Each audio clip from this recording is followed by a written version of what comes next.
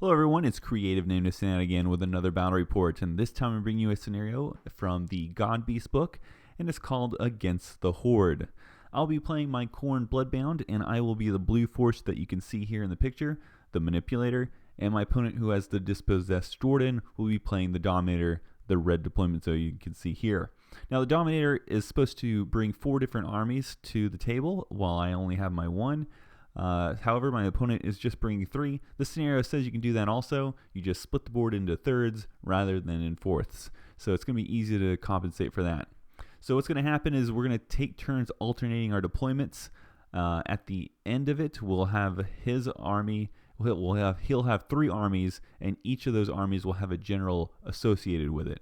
Now, throughout the course of this game, if I manage to kill one of those 3 generals, then all forces that are associated with that general will immediately leave the board. They flee or whatnot.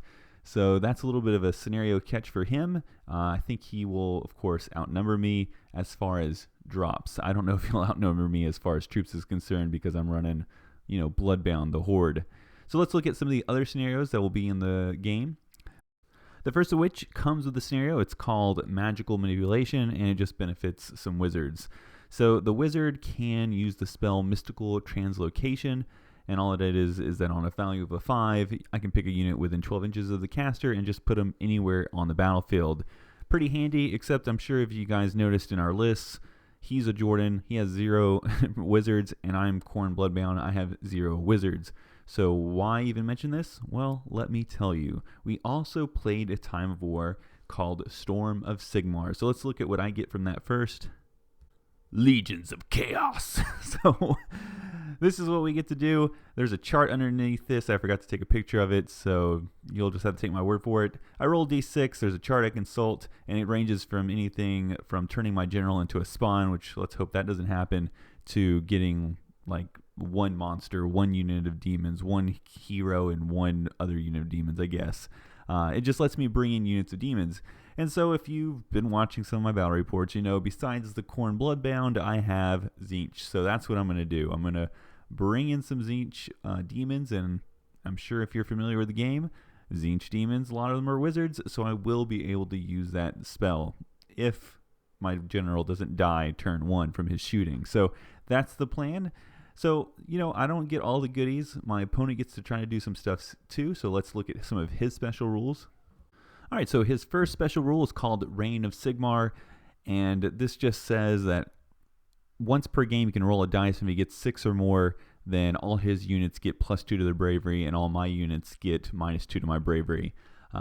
As the game goes on, he gets to add the turn number to his roll, so if he waits later in the game, he's more likely to get a 6 or more rather than trying to do it first turn. But he can do it anytime he wants, so it's up to him to time it when he thinks it's the best. His other special rule allows him to get some reinforcements. It's called Overthrow the Tyrants. So since he's order, he gets to have some dice depending on what turn it is. If he does it on turn 3, he gets 3 dice, 4 dice, and so on and so forth. So whenever he decides to do this, he'll roll those dice, and on a 3 or more, he gets 1 unit of Stormcast Eternals. So I have about 7 units of Stormcast that he can choose from, and that's how we're going to play it. So not only do I get reinforcements, he gets reinforcements also. As you can see through the rules, it looks like my reinforcements are supposed to come early, while his reinforcements are near the end of the game. Let's jump into the game and look at deployment. My first drop is the entire War Scroll Battalion called the Dark Feast. That's including 3 units of Blood Reavers. Those are the dual axe ones and the just single Meat Reaper axe guys. Also includes Fatty McFat and my favorite model, Slaughter Priest Orto. My opponent matches my War Scroll Battalion with his own, which is this artillery battery. I have my Wrath of Khorne Bloodthirster hit the table. He follows up by putting these Quarrelers in the house. They fit perfectly. My Blood Warriors set up behind the first wave of Reavers, who I expect to die in droves. I see that he sets up his thin line of warriors, trying to protect his artillery as long as possible. I set down Ushkar Mir, my general, right in between my Blood Warriors and those Blood Reavers. Then he has some Longbeards protecting defense. I follow up by putting my Bloodsoaker dead center in the army. He then has his first helicopters going near the bridge. I put down my last unit, which is the Skull Reapers. They're again behind the Blood Reavers. He has his bombers up by the river. Then he starts just putting down characters. So he has his engineer here. He has, I think, this is his first Jordan general. Then over here we see one of his Ironsmiths. The next picture will be his second Jordan general. And then this final picture, you can see not only his Jordan general, but some hammers and his second, Ironsmith. So that's pretty much it for deployment. I believe I just automatically got first turn based on the scenario. If not, then I rolled for it and won it. And we'll get to see what I can do with this first turn. I'm really nervous. That's a lot of shooting in the center of this army. And Jordan Warriors, I've played against them quite a few times now. I know I can beat them. They're just a pain in the butt to beat because the way they flee is whatever they're going to flee, they have that, and that's how many people are going to flee. So let's hope I can close in on him fast before his artillery just tears me up. Since there's really no reason not to, and because it's very important to my overall game plan, I immediately use the Legions of Chaos rule to summon up some horrors. So right off the bat, I'm going to be able to use the Mystical Translocation, and I go ahead and I deliberate for a little while, and I decide upon using these Blood Reavers right here, and I just transport them all the way across the board in the right corner so that I can maybe have a choice between the two generals that are in range. So one general, of course, in this picture is protected by those hammers, while the other one's just in the house. My opponent really set up across the board pretty well, since there is a limit to where I can place this new unit. I think it was 9 inches away from any unit, and he had managed to space out everything across the board where he covered a large swath of it. So there wasn't a lot of choices to where I was going to put them, except this back right corner. But it's good. I will get my choice between which general. I'm leaning towards the guy in the house since he's not protected by anybody. So let's see how that works out. But first, let's take a look at the overall look of my side advancing. I've run everything forward, so I'm not going to be able to charge this turn, but I'm pretty much to the halfway point of the table. And then we'll return to my back right corner Blood Reavers. So I do decide to charge in the house. As you can see here, I get almost everybody into combat because he's actually in the house, and so I just have to surround the house, and that's what gets me into combat.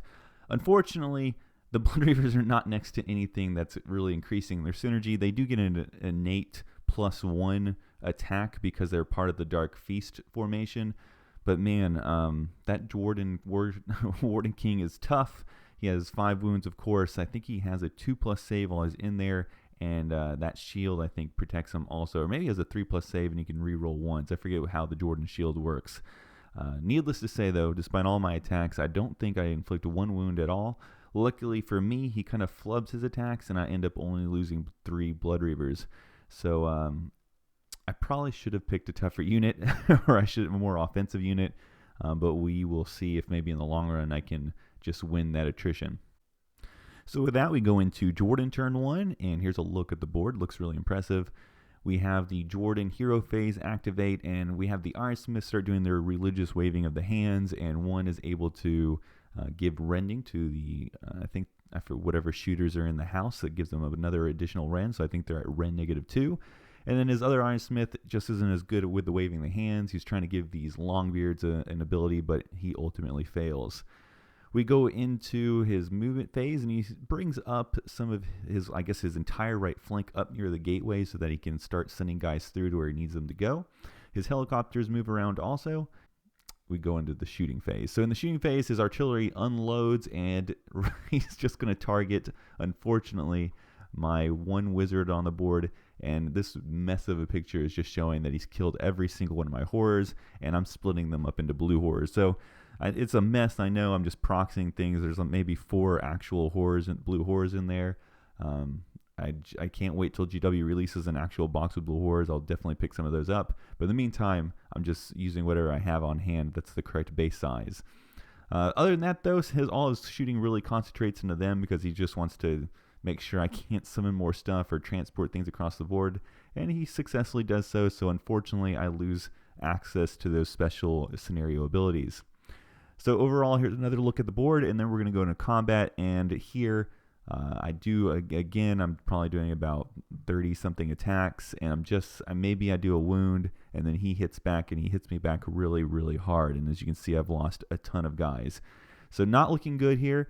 I probably should have sent those Blood Warriors in there, but unfortunately, I picked the Reavers, and they just aren't performing as well, or actually, they're probably performing as well as they can. I just overestimated them.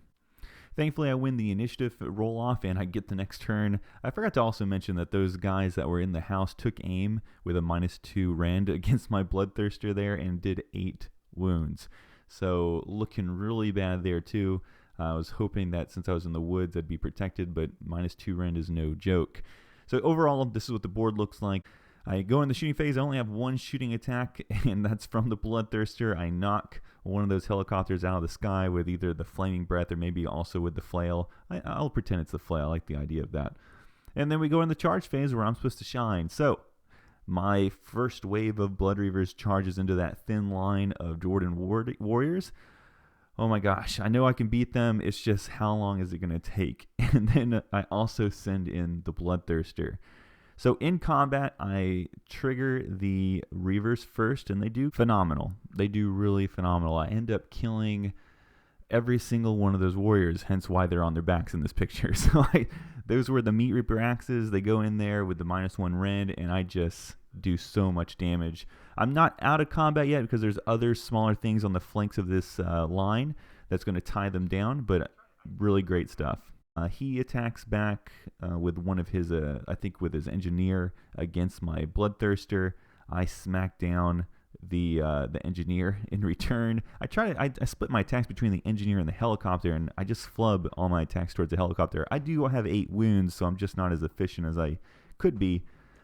And then in retaliation, that Jordan King was within 3 inches. He was outside of me to being able to strike him, but it was within close enough to where he could get into combat.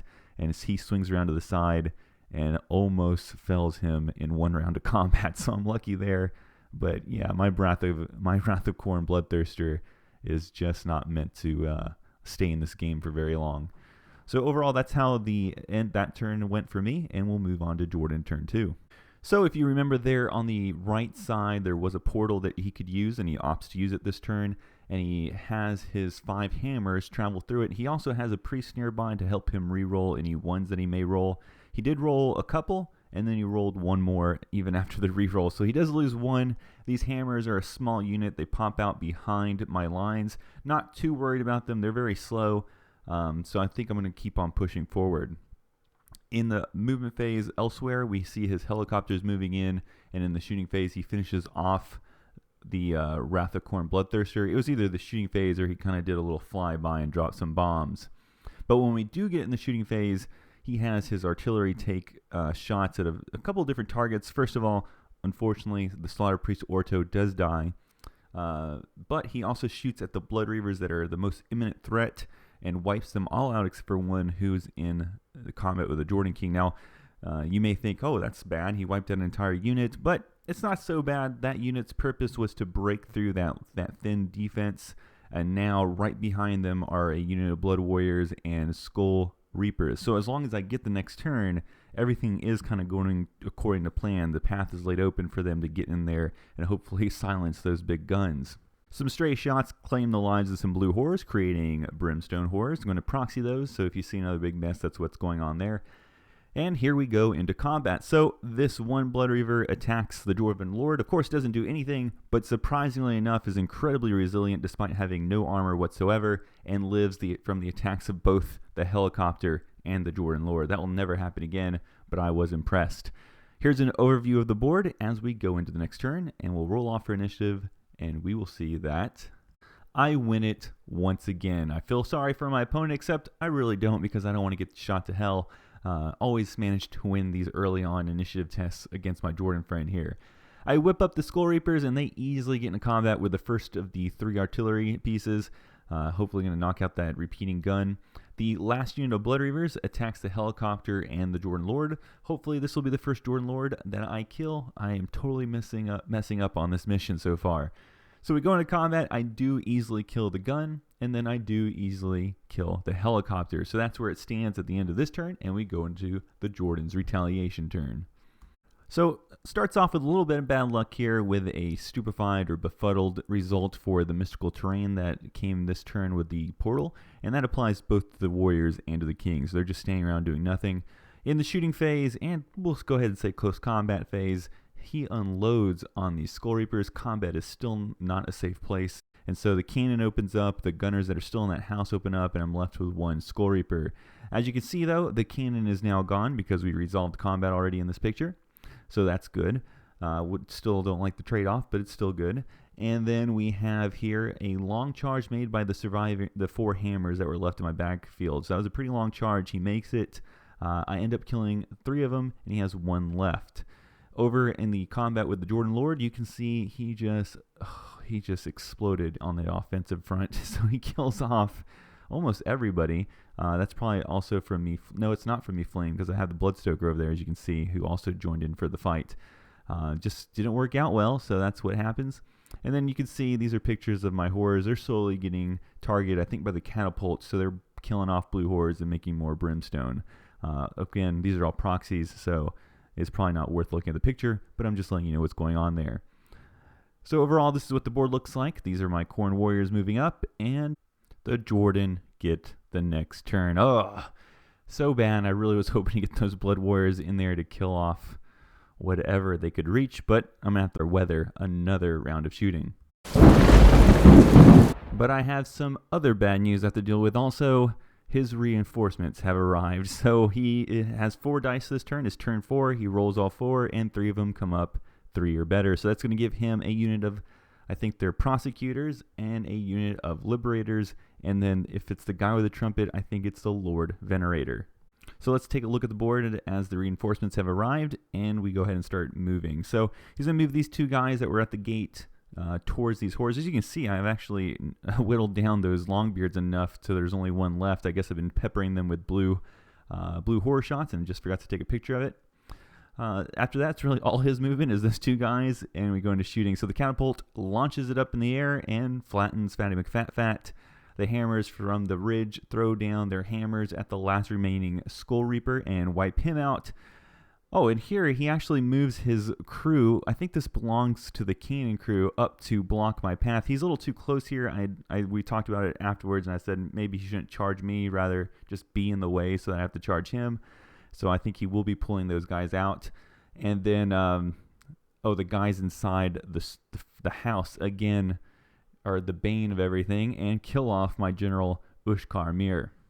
Finally, we have his Jordan Lord and the surviving Longbeards charge into those blue horrors, and overall it's just very, very annoying for my opponent because every time he kills a blue horror, some brimstones popped out. I'm really liking these units. I can't wait till GW makes boxes for everything, so definitely going to pick those up.